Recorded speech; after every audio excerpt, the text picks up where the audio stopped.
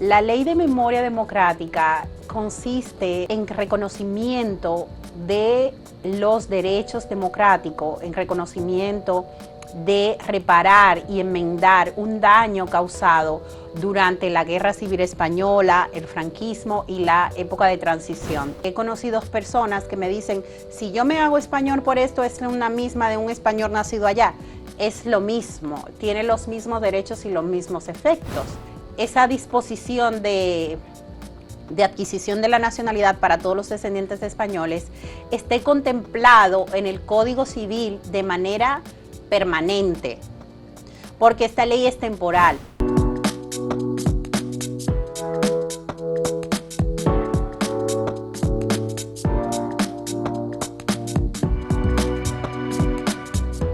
Saludos, amigas, amigos, ustedes sintonizan Acento TV y este es su espacio a partir de ahora.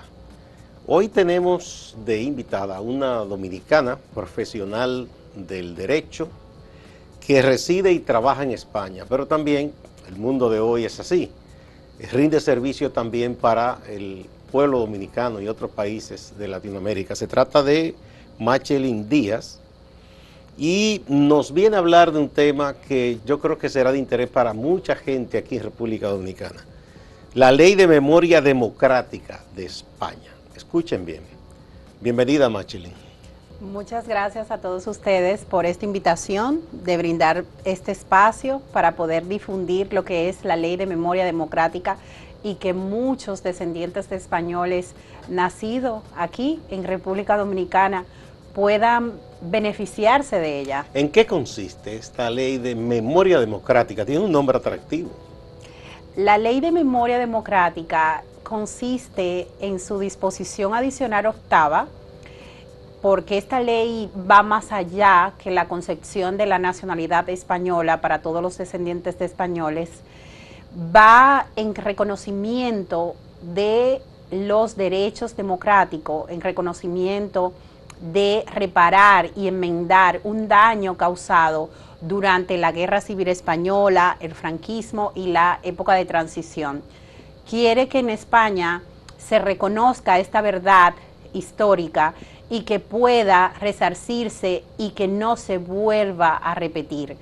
Y en su disposición adicional viene a reconocer los derechos de origen, los derechos de nacionalidad española, los derechos de identidad, permitiendo que todos los descendientes de españoles nacidos en el exterior puedan aplicar a esta ley siempre y cuando demuestren una ascendencia española. Bien, pero a ver, todos los dominicanos y mexicanos y colombianos pueden decir, mi origen es español, porque aquí vinieron los españoles en 1492, pero ¿cuál es el punto de partida, digamos, o hasta cuántas generaciones una gente puede decir, yo quiero recuperar la nacionalidad española? Pues te diría que puede llegar tanto a los bisnietos, puede llegar incluso a los tataranietos, porque dentro de los supuestos enumerados, dentro de la instrucción, que es donde se desarrolla la ley, existe la posibilidad de que los bisnietos puedan llegar porque sus padres eran nietos. Ya. Incluso puede llegar la probabilidad de a tataranietos. ¿Por qué? Porque ser originariamente español no significa en todos los sentidos haber nacido en España. Ser originariamente español es que en el momento en que, por ejemplo, un abuelo nació aquí en República Dominicana, sus padres en el momento de su nacimiento eran españoles y por lo tanto ese abuelo nacido aquí en República Dominicana es considerado originariamente español si en el momento sus padres no habían perdido ni renunciado a la nacionalidad española. Tú mencionaste, Machelin, dos situaciones históricas. Una, la guerra civil, una guerra que empezó a finales de los años 30 en España, y los efectos prosiguieron hasta los 40, y luego el franquismo, que oficialmente terminó en 1975 con la muerte del dictador, pero sabemos que hubo una transición donde todavía España no era realmente democrática. Digamos que quienes por razones de inseguridad o persecución, o ruina, porque la guerra arruina también a mucha gente y lo convierte en refugiados, a veces no tienen que ver con el conflicto político. Esa gente vino acá a las Américas, y en el caso de República Dominicana, sí, aquí vino mucha gente.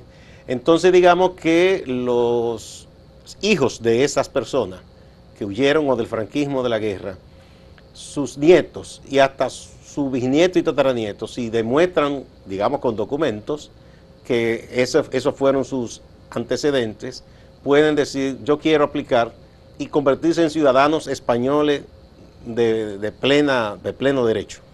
Así es, pero has dicho un tema muy importante. Si se puede demostrar de manera documental, se debe de demostrar a través del grado de parentesco, según cada línea generacional de cada árbol genealógico, para demostrar primero el origen español y que se vaya transmitiendo por cada generación ese origen, y tiene que ser una prueba documental. Y si ese ciudadano español que vino huyendo por las situaciones que mencionamos y se asentó aquí, casa con una dominicana, o en el caso que fuera una mujer, casa con un dominicano, ¿igual tienen derecho? Sí, tienen derecho, no importa que se hayan casado. Justamente dentro de uno de los supuestos de la disposición adicional octava de la Ley de Memoria Democrática, habla de los hijos de las mujeres españolas que perdieron la nacionalidad por haberse casado con un extranjero.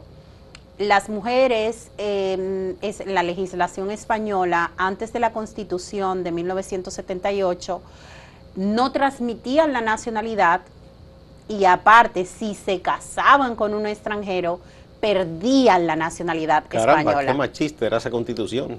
Antes de la Constitución. Sí.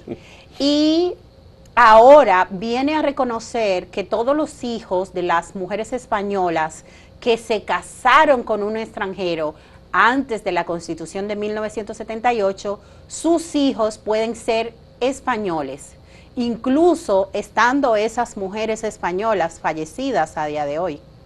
Eso te iba a preguntar, porque hablamos de gente que hace muchos años vino. No importa que estén ya esos antecedentes, esos ancestros muertos, lo importante es que dijimos que haya la prueba y que la persona quiera. Y digamos, con esta ley, si uno asume la nacionalidad española, se convierte en ciudadano también de la Unión Europea automáticamente, porque España es parte de la Unión Europea. Así es. España, cuando las personas adquieren la nacionalidad española, en este caso la nacionalidad española por la Ley de Memoria Democrática es considerada originaria. Esto quiere decir que al momento de que una persona se haga español, pero para todos los efectos, cualquier adquisición de la nacionalidad, porque hay diferentes vías, siempre el resultado es el mismo, no hay una limitación de derecho. Si tú te haces nacional por residencia o te haces nacional por carta de naturaleza o por valor de simple presunción. O sea que eso es importante decir, porque he conocido personas que me dicen, si yo me hago español por esto, es una misma de un español nacido allá. Es lo mismo, tiene los mismos derechos y los mismos efectos. Está claro que uno a veces dice, por ejemplo, yo soy negra, y me dicen, no, pero tú no eres española porque aquí dice que naciste en República. Y yo le digo, bueno, pero soy igual española y ejerzo todos mis derechos, aunque físicamente no parezca española de origen. O sea que no hay una diferencia, o sea, no hay una discriminación en relación a cómo uno obtiene la nacionalidad. Por lo menos en la ley no la hay, ¿verdad? No la hay, en la ley no la hay, no hay una discriminación. Y los que son por adquisición por la Ley de Memoria Democrática es considerada originaria, y eso es súper importante, porque cuando es considerada originaria nos da la posibilidad de que no se puede o no es necesario renunciar a la nacionalidad anterior, incluso no existiendo acuerdos de doble nacionalidad. No me da la posibilidad de que yo pueda seguir transmitiendo la nacionalidad para todos mis descendientes, incluso mayores de edad. Ser originariamente español tiene muchísimos más beneficios de una nacionalidad derivativa, porque una nacionalidad derivativa sí se puede perder. Derivativa es que se adquiere al casarse con alguien o por residir allá, ese tipo de cosas. Bien, Machelin, con tu anuencia vamos a una primera pausa y retornamos para seguir con este tema que seguro habrá gente que está tomando nota ya.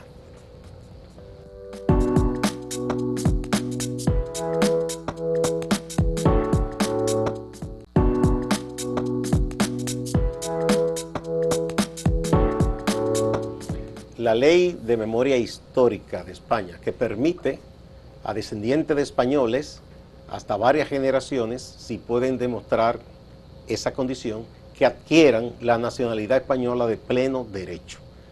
Se inspiró sobre todo en aquellos españoles y españolas que tuvieron que huir de su patria por la guerra civil, luego por la dictadura franquista con todas las persecuciones.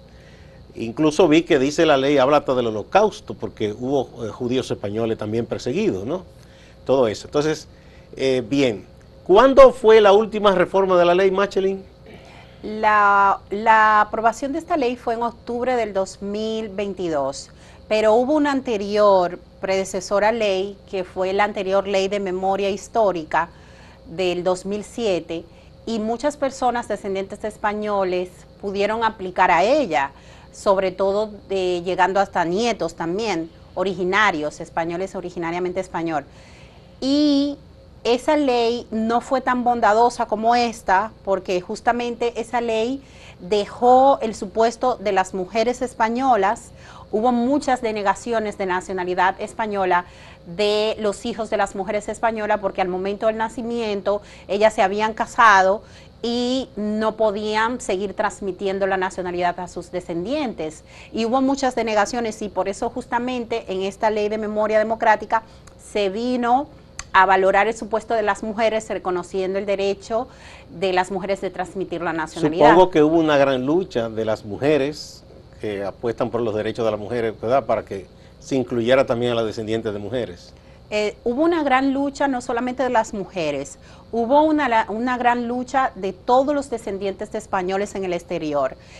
Hay países como Argentina, como Cuba, como México, pero de manera más reivindicativa, los argentinos han logrado justamente la aprobación de esta ley. Esta ley lleva más de 10 años luchándose para que se aprobara. Hubo una anterior ley que era una proposición de ley, a ver cómo se llamaba, era la ley de nietos también. Y esa ley de nietos no llegó nunca a aprobarse. O sea que hay 10 años atrás de esta ley, y los descendientes de españoles realmente se suple una carencia de los derechos de los descendientes de españoles, pero no es totalmente lo que ellos querían, porque ellos querían, y yo quiero también, que esa ley, esa disposición de adquisición de la nacionalidad para todos los descendientes de españoles esté contemplado en el Código Civil de manera permanente, porque esta ley es temporal, solamente tiene 2 años para que las personas puedan aplicar. Eso es muy importante entonces, o sea que este es el momento, esta es la oportunidad, hasta que no se logre eso otro, que esté dentro de un código. O sea que el que esté escuchando y haya tenido padres, abuelos o bisabuelos españoles y le interese saber si puede optar por la nacionalidad española, que sepan que hay un plazo. ¿Cuándo se cumple ese plazo? Este plazo se cumple en octubre del 2024. Si el Consejo de Ministros así lo determina, se puede prorrogar 1 año más de la validez de la ley. Probablemente, yo no soy política, pero probablemente se prorrogue. Se prorrogue, ¿por qué? Por varios motivos. Cuando aprueba la ley, lamentablemente, los órganos que van a recibir las solicitudes no están preparados ni dotados de los medios, del capital, del personal que va a recibir todas estas solicitudes. Y esto suele haber como un periodo de transición para que ellos puedan contratar personal, habilitar dentro de los consulados el sistema de cita. Disponer de recursos, supongo, también disponer económicos. de recursos. Y eso hace que la aplicación a la adquisición de la nacionalidad por la ley de memoria democrática sea retrasada. La gente estaba, muchas de las personas descendientes de españoles estaban ansiosas de que esta ley se aprobara, y cuando van a los consulados ni hay citas, ni han habilitado el sistema de citas, ni tampoco hay personal para resolver todas las solicitudes. O sea que teóricamente ya iba transcurriendo el tiempo, pero en la práctica, en lo real, no era así. Entonces ya de por sí se merece una ampliación de tiempo. Pero lo más seguro es que usted haga las cosas dentro del plazo, ¿verdad? Lo más seguro, evidentemente, es hacerlo dentro del plazo. Ya una vez que uno lo hace dentro del plazo, ya su expediente está ahí, aunque ya la ley deje de estar en vigor, la administración Ahora, lo más importante para quienes nos están escuchando, si alguien tiene una condición que piensa que califica, ¿qué es lo primero que debe hacer? Si uno considera de que califica dentro de lo supuesto, lo primero que tiene que hacer es verificar la documentación, reunirla, evidentemente, buscarla, hacer todo ese proceso de consecución de la documentación, sobre todo demostrando la línea de parentesco con ese originariamente español o española. Y una vez que se tenga toda la documentación de cada línea generacional, porque esta ley permite dar saltos generacionales, pues se revise esa documentación, y se revise en el sentido de que podamos verificar que la documentación es congruente en cada uno de los documentos en relación a los nombres, la fecha de nacimiento, el lugar de nacimiento y el estado civil de la persona. Una pregunta, si Juan Pérez, para poner un nombre, él está consciente, siempre se le dijo que su abuelo vino de España, pero en esas cosas que se guardan en una cajita, o vino la lluvia y lo dañó, o los padres entendieron que eso ya no era importante y botaron ese papel, o se lo comieron las polillas, pero él dijo, mire, yo nací en Soria, España, en qué sé yo qué pueblo, es posible, y ahí entrarían ustedes a hacer la diligencia para obtener esa fe de bautismo, ese papel allá en España, y empezar el proceso, aunque no esté aquí el papel físico. Sí, claro que sí. Realmente ten en cuenta, y es algo súper importante que ustedes tomen en cuenta, que cada una de la documentación que se debe de solicitar a España, no es necesario obligatorio contratar un abogado o un gestor, no es necesario. El propio Ministerio de Justicia y el propio Consulado de España aquí en Santo Domingo ha puesto a disposición toda la información necesaria para que las personas mismas puedan solicitar esa documentación directamente en España, sin intermediario. ¿Pero por qué lo digo? Porque la documentación en España es gratuita, a diferencia de aquí, que uno, por ejemplo, tiene que pagar algunas tasas de la postilla o cualquier cosa. En España, toda la documentación emitida por el Estado suele ser gratuita. Si la persona, evidentemente, prefiere ir donde un abogado o un gestor de documentación, lo puede hacer y le va a traer grandes beneficios. ¿Pero por qué le va a traer grandes beneficios? Porque todo a nivel administrativo son procesos burocráticos que tienen una demora, y la ley es temporal. Entonces, no, y yo supongo que conocer ese sistema no es tan fácil para todo el mundo. También conocerlo no es fácil. España suele tener un sistema electrónico siempre para hacer las solicitudes de la documentación, que es muy intuitivo. Algunas veces no funciona bien, pero en este caso sí funciona estas solicitudes, pero hay registros civiles o parroquias o arquidiócesis que no tienen sistema online de recibir solicitudes. Entonces se debe de hacer o por un email o llamando por teléfono. Sí, entonces, porque siempre hay pueblitos pequeños donde quizás queda un cura viejito, exacto, un capellán que se acuerda que hubo una persona que dijo que se iba a Santo Domingo. Entonces ahí, en esos casos donde son pueblos pequeños, es mejor ir a hacer la gestión presencial, porque es como más rápida que todo el proceso burocrático. Pero eso no quita, y hago el énfasis, de que la persona puede intentar por medios gratuitos, porque la administración lo pone a disposición, hacer todo el trámite. Sería entonces, en el caso de aquí, yendo a la Embajada de España. Acudiendo a toda la información que ha publicado en la página web. Ni siquiera hay que ir físicamente, entrando en la página del Servicio de Exterior de España aquí, ¿verdad? Exactamente, ellos lo han puesto a disposición. Realmente no, uno de los problemas que tienen los consulados, no solamente para la aplicación de esta ley, es que nos suelen dar información presencial. No existe. No existe. Ellos sí hacen una guía de preguntas y respuestas, sí ponen de manera toda muy detallada escrita toda la información para que la persona pueda acceder, y si la persona tiene alguna duda puede escribir al consulado. Bien. Vamos a otra pausa y volvemos, Machelin.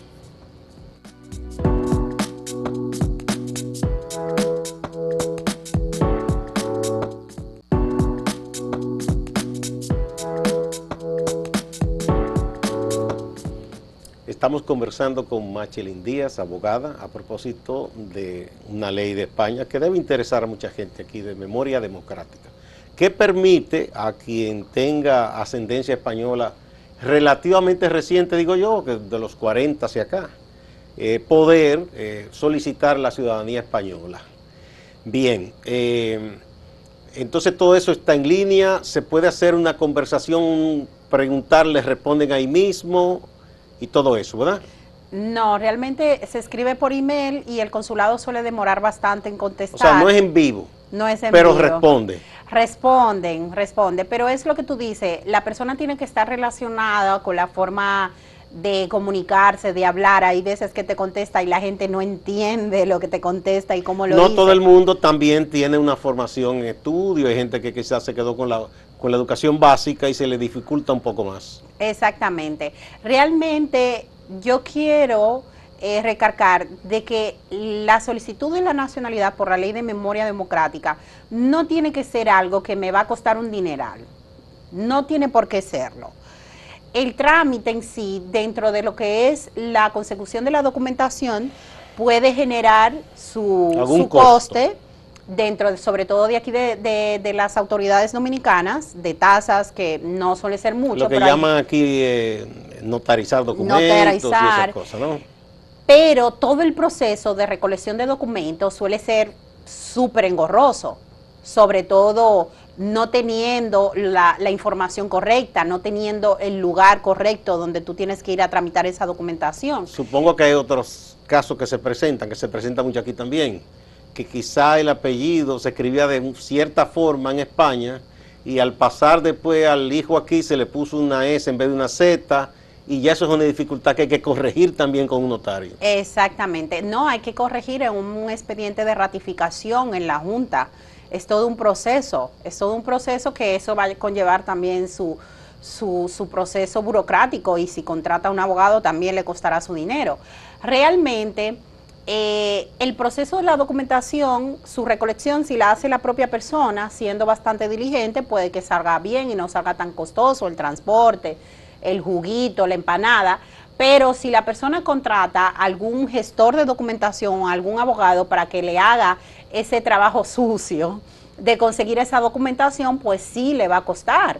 Sí le va a costar porque está haciendo todas las diligencias de esa recolección con las filas y todo el proceso, incluso yendo a pueblos. Sí. Realmente, yo quiero que se queden con la idea que siempre cuando ustedes van con un profesional, el profesional vive de eso. Lamentablemente los abogados... No, lamentablemente no, es un trabajo digno. Y hay que, es digno, o sea, lo que pasa es que la gente va donde un abogado y piensa, no, pero es que me está cobrando, pero es que yo vivo de eso, tengo que vivir de eso porque yo también tengo familia. Pero cobran los pastores y los curas, no va a cobrar un abogado. Entonces... sí, la contratación de los servicios profesionales de un abogado te va a costar su dinero al margen del coste de la documentación. Y es un servicio que no todo el mundo puede pagar. Está entrenado para hacerlo y todo, bueno. Pero siempre hablando se entiende la gente, eso es un dicho muy de la hispanidad. Si alguien que está viendo esto está interesado y no encuentra cómo empezar y quiere los servicios tuyos, ¿cómo hace? Pues nosotros estamos en Madrid y España, España, y hemos establecido una ruta nacionalízate por la ley de memoria democrática, donde vamos a visitar 6 países. España, República Dominicana es el 5º, ya hemos visitado Lima, hemos visitado Bogotá, hemos visitado Buenos Aires, estuvimos México, y ahora estamos aquí, nos queda pendiente ir a Cuba para difundir la ley y también para establecer lazos y alianzas con toda la comunidad de descendientes. ¿Cómo te contactan aquí alguien si quiere, si está interesado? Se pueden contactar a través de la página web de machelindias.com. machelindias.com, que es tu página profesional personal. Correcto. Ahí está la forma, teléfono, correo, todo. Toda la información está ahí, Sí. por las redes sociales. Aprovechen a esta mujer que se va pronto de aquí, es internacional. Bueno, muchas gracias, Machelin Díaz, porque yo creo que esa es una información que a mucha gente le va a interesar. Es un trabajo, es una labor, un servicio profesional que tiene un costo, pero al mismo tiempo es un servicio, porque mucha gente ni estaba enterada que esto existía y tiene la oportunidad de recuperar parte de ese pasado suyo, de ese vínculo histórico con España, con su familia, y a través de ustedes puede hacerlo. Muchas gracias, y a ustedes también. No se vayan, que hay más en Acento TV y Acento Portal.